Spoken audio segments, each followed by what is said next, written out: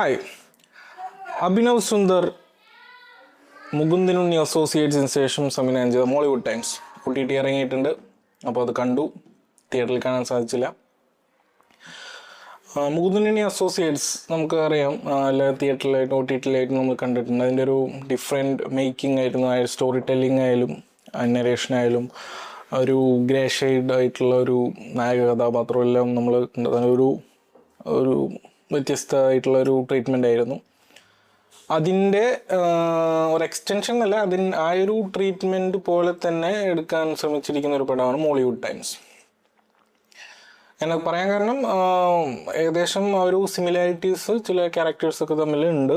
അതുകൊണ്ട് തന്നെയാണ് ഒരു അതിൻ്റെ ഒരു സെയിം ട്രീറ്റ്മെൻറ്റ് എന്ന പോലെയാണ് ഇത് വന്നിരിക്കുന്നത്. ഇത് പ്രധാനമായിട്ടും പറയുന്നത് സിനിമാ മേഖലയിൽ വരുന്ന ഒരു തുടക്കക്കാർ, ഫ്രഷർ അനുഭവിക്കുന്ന സ്ട്രഗിൾസും അതിൻ്റെ ആ ഒരു ഒബ്സഷനായിട്ട് നടക്കുന്ന ഒരു ഡയറക്ടർ ആവാൻ വേണ്ടി ആഗ്രഹിക്കുന്ന ഒരാളും ബാക്കിയുള്ള ഇൻഡസ്ട്രിയിലെ ആൾക്കാർ എങ്ങനെയാണ് ആളെ യൂട്ടിലൈസ് ചെയ്യുന്നതും ആള് വരുന്നതിനെ എങ്ങനെയാണ് അതിനെ തടുക്കാൻ ശ്രമിക്കുന്നത്, ആ ഒരു സ്ട്രഗിൾസ് കാര്യങ്ങളൊക്കെ പറയുന്നത്. സ്വാഭാവികമായിട്ടും മുകുന്ദനുണ്ണി അസോസിയേറ്റ്സിൽ ഒരു ലാസ്റ്റ് ക്ലൈമാക്സിനോട് എടുക്കുമ്പോൾ നായകൻ ഈ ഒരു ഗ്രേഷ്യർ കഥാപാത്രമാണെങ്കിലും നായകൻ വിജയിച്ച രീതിയിലാണ് കാണിക്കുന്നത്. പക്ഷെ മോളിവുഡിലേക്ക് വരുമ്പോൾ ഇതൊരു എന്താ പറയുക, ജീവിതത്തിൽ സ്ട്രഗിൾ എത്ര അനുഭവിച്ചിട്ടും ഒരു സക്സസ് ആവാൻ പറ്റാത്തവരെ ഒരു കഥയാണ് പറയുന്നത്.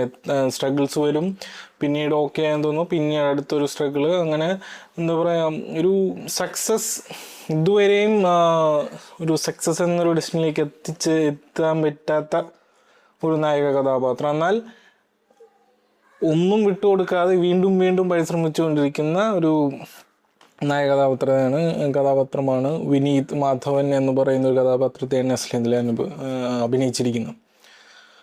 പടം എന്താ പറയുക, എല്ലാവർക്കും അത് ഇഷ്ടപ്പെടണമെന്നില്ല. ഈ ഒരു മേക്കിംഗ് ആയാലും ഈ സ്റ്റോറി എല്ലാവർക്കും ഒന്നും കൂടെ ദഹിക്കണമെന്നില്ല. അതുപോലെ അത് തന്നെയാണ് ഈ ഒരു പടം അങ്ങനെ കൂടുതൽ വർക്കാവാത്തതായിരിക്കും.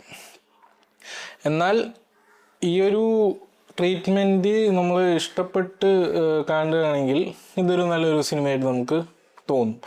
പക്ഷെ ഇത് കണ്ടപ്പോൾ എനിക്ക് തോന്നിയത് എല്ലാവർക്കും ഇത് ഇഷ്ടപ്പെടില്ല. ഏകദേശം ഒരു സിനിമയെ സ്നേഹിച്ച് കാണുന്ന ആളുകൾക്ക് ഒരു ഡിഫറെൻ്റ് ആയിട്ടുള്ള ട്രീറ്റ്മെൻ്റ് ആയിരിക്കും. അപ്പോൾ എനിക്ക് പറയാനുള്ളത്, ഇത് നിങ്ങൾ എന്താ പറയുക, ഞാൻ ഈ പറഞ്ഞത് സിനിമയെ സ്നേഹിക്കുന്നു, ഡിഫറെൻറ്റ് കൈൻഡ് ഓഫ് ജോണേഴ്സ് കാണാൻ താല്പര്യമുള്ള ആളുകളാണെങ്കിൽ ഇവർക്ക് കാണാം.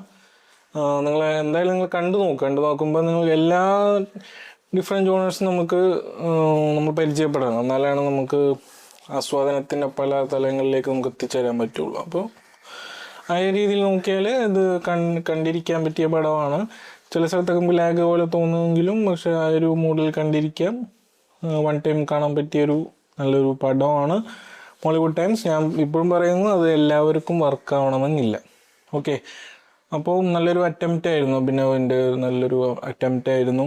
ഇൻഡസ്ട്രിയിലെ പല കാര്യങ്ങളും എടുത്തു പറയാനുള്ളൊരു ഗട്ട്സ് ഇതിലുണ്ട്, ഈ ഒരു പടത്തിലുണ്ട്.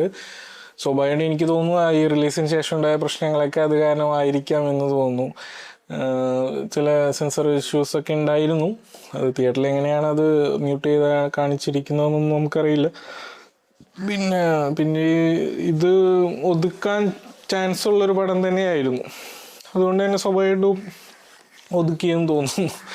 ഓക്കെ, അപ്പോൾ എല്ലാവരും കണ്ടു നോക്കുക, കണ്ട് നിങ്ങൾ അഭിപ്രായം പറയും.